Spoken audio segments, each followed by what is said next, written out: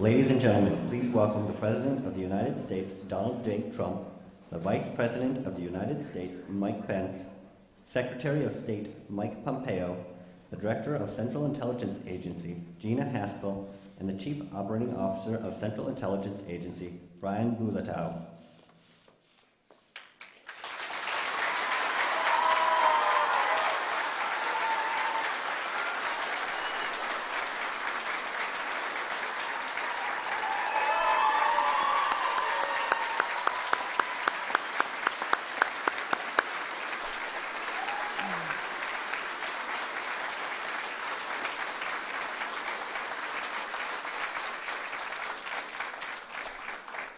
Good morning. Please be seated.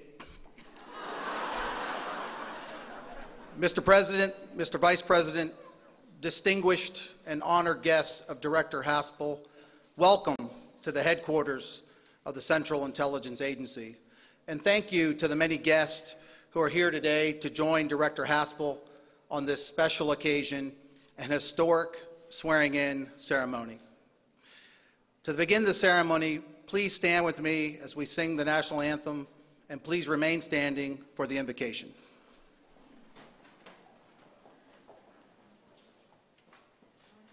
Oh, say, can you see by the dawn's early light what so proudly we hailed at the twilight's last gleaming, whose broad stripes and bright stars through the perilous fight o'er the ramparts we watched were so gallantly streaming,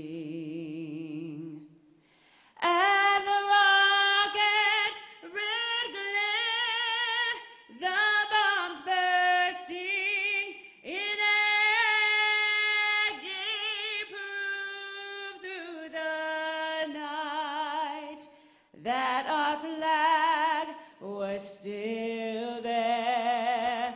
Oh, say does that star-spangled banner yet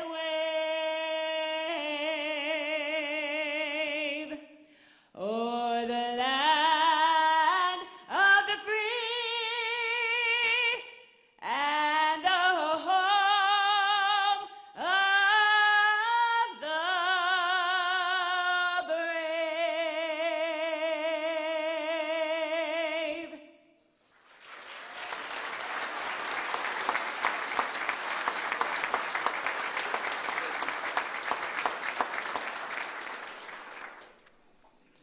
I invite you to join with me in prayer. Let us pray. Gracious God, we ask that you bless this ceremony and through it, the trust of our nation in this agency to be vigilant in its defense of our citizens and our freedoms. Our director, Gina Haspel, has the confidence of our nation's leaders because of her proven abilities and record of selfless service, and the loyalty of our agency since she has led from the front, taken the hard jobs, and come from their ranks. She is ready to assume the mantle of leading this team, which, although most of their actions remain unknown to those whom they protect, the results of their deeds ensure that our freedoms remain secure during their watch. She is quick to humbly acknowledge her limitations and share that she did not arrive at this moment without the help, love, and support of many, beginning with her parents and continuing throughout her career, those who contributed to her development just as she has given to so many others in like manner. Help her to continue to learn and grow with courage to make decisions under pressure and the fortitude to discharge the duties of her office with integrity and honor. Help her to provide clear and honest advice with candor to our nation's leaders, and in dark nights, surround her with confidants who can ease the burdens she must bear when making decisions that she alone must make, so that she is not overwhelmed or fall prey to the loneliness that affects other leaders in such high positions of trust. Finally, Lord, grant that she may have joy in celebrating the victories of this team, which she now leads and faithfully guards our nation, ever free as a beacon to others around the world. Amen. Ladies and gentlemen, we are immensely honored to have President Trump at the CIA once again. Please join me in welcoming the President of the United States.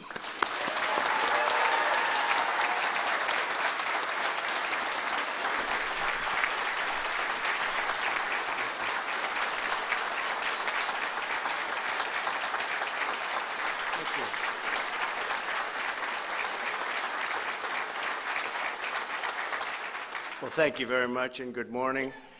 I want to thank all of you and our distinguished guests for joining us today for a ceremony like few will ever have again. This is a very special one, including Vice President Pence, Secretary Pompeo, Secretary Mnuchin, Secretary Chao, Secretary Perry, Secretary Nielsen, Director Coates, and my nominee for the VA Secretary, who will do a fantastic job, Robert Wilkie. Thank you very much. I want to give a special thank you for being here to Chairman and Senator Richard Burr. Thank you very much, Richard. And a very courageous man. He's courageous. Congressman Devin Nunes. Thank you very much, Devin, for being here. Appreciate it. Most especially, I want to thank you, the dedicated men and women of the Central Intelligence Agency. It is a true honor to stand here today before the most elite intelligence professionals on the planet Earth. Nobody even close. You face down our enemies. You protect our families. You stand and watch over our great nation. You don't do it for fame or fortune or glory. You do it for your country. America is forever grateful. Thank you very much. We're here today for the swearing in of a very special person, your new CIA director, someone who has served this agency with extraordinary skill and devotion for 30 years, Gina Haspel. Gina, congratulations. There is no one in this country better qualified for this extraordinary office than you. By the way, if you don't agree with that, please let me know now before it's too late. Okay? Immediately. Have to do it quickly. You live in the CIA, you live the CIA, you breathe the CIA, and now you will lead the CIA. Congratulations.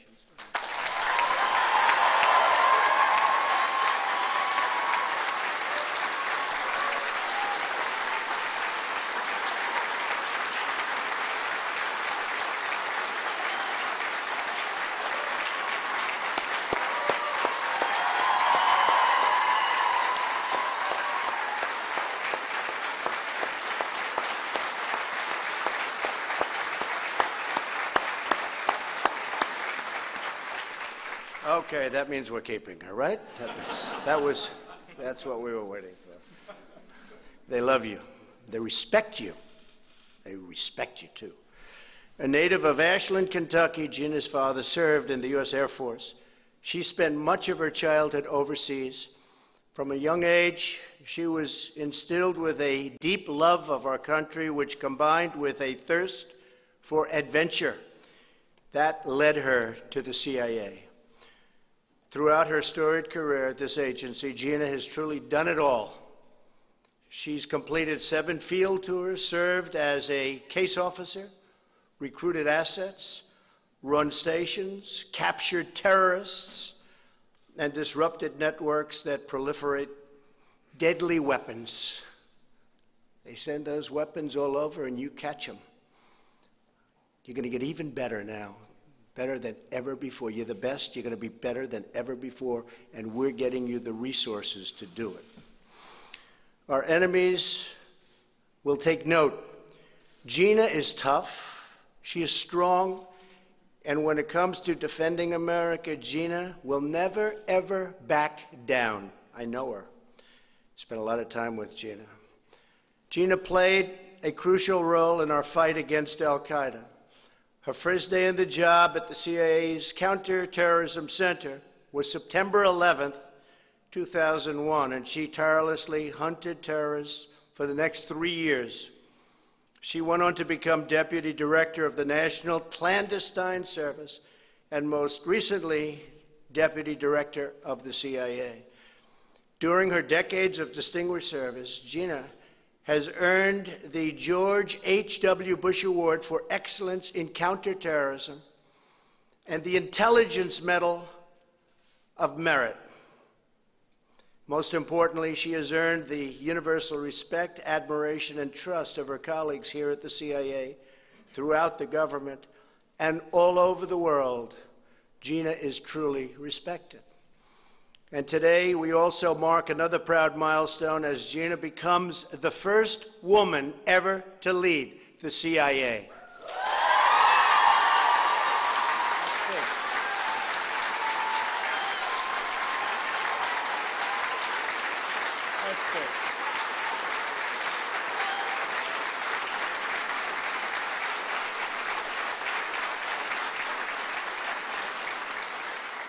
That's big. Now, Gina will lead this agency into its next great chapter. Gina assumes the role of director at a crucial moment in our history. We are reasserting American strength and American confidence. And by the way, America is respected again. You see that. Instead of apologizing for our nation, we are standing up for our nation, and we are standing up for the men and women who protect our nation. We will be counting on you to confront a wide array of threats we face and to help usher in a new era of prosperity and of peace. Since the CIA's founding more than 70 years ago, its courageous operatives have combined ancient craft with modern marvels to achieve victories in every corner of the globe. I see what you do. I understand what you do, and it's incredible. Marked on the hallowed walls of this building are the stars honoring the CIA's fallen heroes who gave their last breath for our nation. Though many of their names remain secret, their stories of service and sacrifice and daring will live for all time. Today, we think of them and we honor them by pledging that the patriots of the CIA will have the tools, the resources, and the support they need to accomplish their incredible, complicated, and oftentimes very dangerous mission. The exceptional men and women of this agency deserve exceptional leadership. And in Gina Haspel, that is exactly what you're getting. Director Haspel, congratulations again. I know that you will thrive as the agency's director and help keep our nation safe and strong and proud and free. Good luck. God bless you. And God bless the men and women of the CIA. God bless America.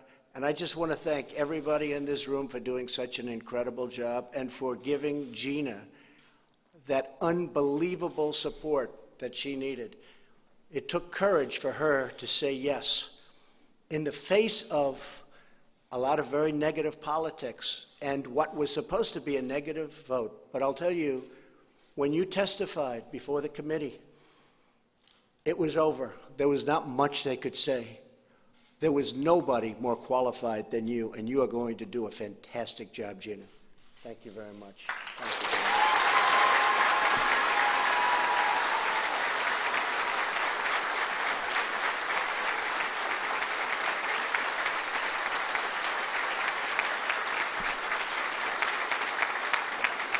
So with that, I'd like to ask our great Vice President to administer the oath of office. Thank you all very much. Thank you.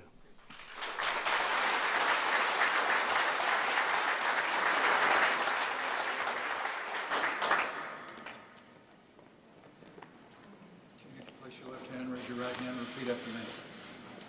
I, Gina Haspel, do solemnly swear I, Gina Haspel, swear that I will support and defend the Constitution of the United States that I will support and defend the Constitution of the United States against all enemies, foreign and domestic, against all enemies, foreign and domestic, that I will bear true faith and allegiance to the same, that I will bear true faith and allegiance to the same, that I take this obligation freely, that I take this obligation freely, without any mental reservation without any mental reservation or purpose of evasion, or purpose of evasion, and that I will well and faithfully discharge that I will well and faithfully discharge the duties of the office on which I'm about to enter. the duties of the office for which I'm about to enter. So help me God. So help me God.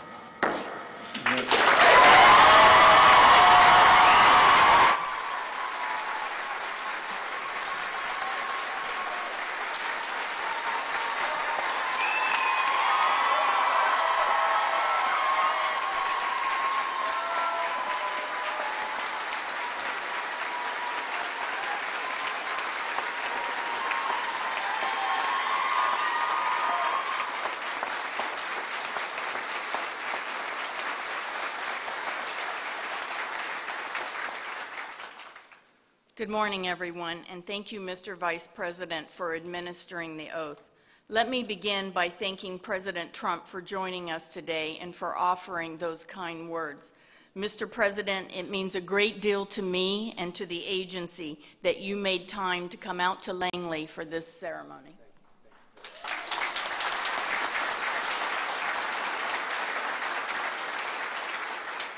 You have placed enormous trust in CIA throughout your presidency, and the men and women of CIA do not take that for granted. So thank you, Mr. President, for your confidence in me and your steadfast support of our mission and our people. I am truly honored to have this opportunity to lead the best workforce in government. It has been nearly 50 years since an operations officer rose up through the ranks to become the director. And after the experience of the last 2 months, I think I know why that is.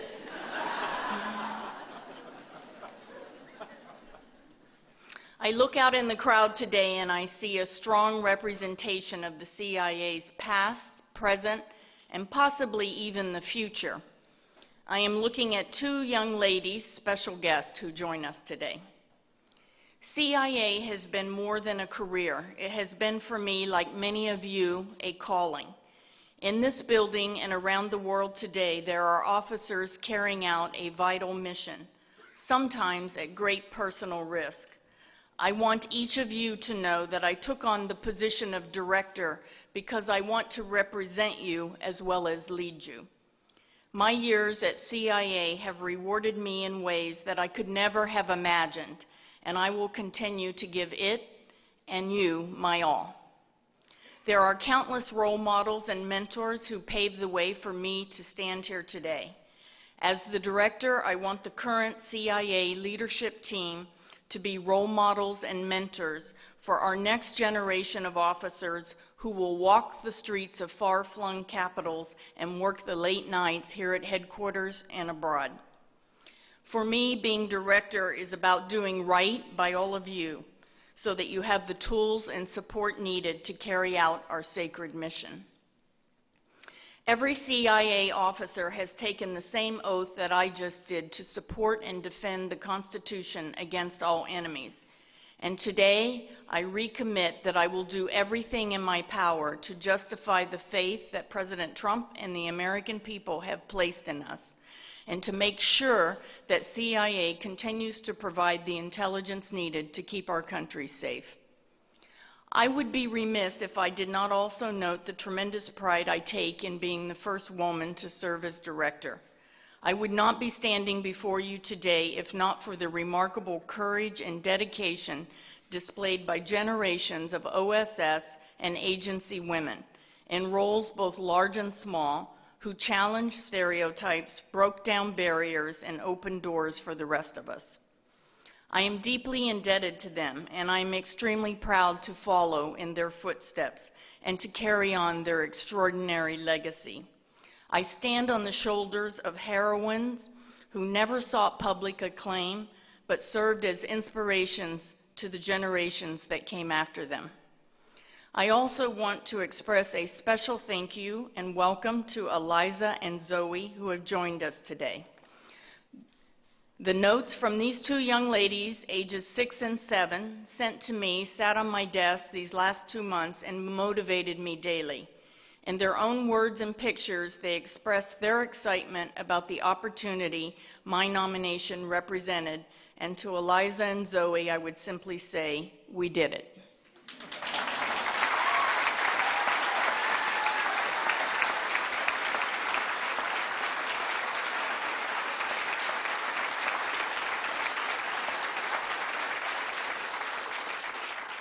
Lastly, allow me just a moment to talk about the future of this agency. A little over a year ago, Secretary Pompeo first spoke to me about becoming the Deputy Director. At that time, he said, CIA is the world's preeminent intelligence service, and I want to make sure we position it to stay that way. Mike was right. We are the best, and our challenge is to always be the best. We cannot rest on our laurels. We must learn from the past, but we cannot dwell in the past. We must constantly learn, adjust, improve, and strive to be better. We demand it of ourselves, and America deserves nothing less. That includes boosting our foreign language proficiency, strengthening our partnerships overseas and here at home, and deploying more of our officers to the foreign field. We are a foreign intelligence service, and our workforce and our priorities need to reflect that. We also need greater focus and effort on the strategic threats our nation faces, as well as the persistent threat from global terrorism. As always, the key to our success against these challenges will be empowering the incredible talent that resides within CIA.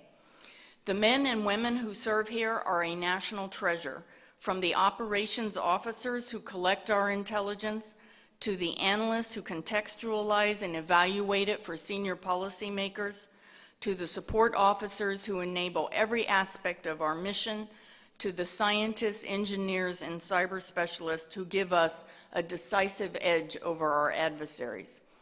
The only way to confront these threats is to forge ahead with determination and with the same expeditionary spirit that has defined our agency since its founding more than 70 years ago. I am profoundly honored to lead you in that fight and to work alongside each one of you as we advance our vital mission. So, Mr. President, thank you again for giving me the opportunity to serve, to represent the men and women of CIA, and to carry out the critical work of helping protect our country, our people, and our way of life. Thank you very much.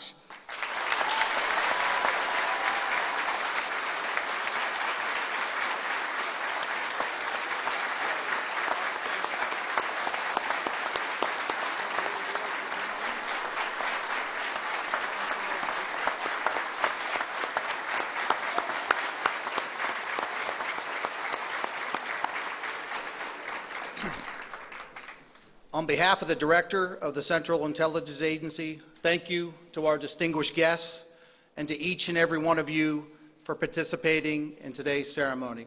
As we close the ceremony, I would just ask the audience to please remain in place while the presidential party and Director Haspel depart the lobby.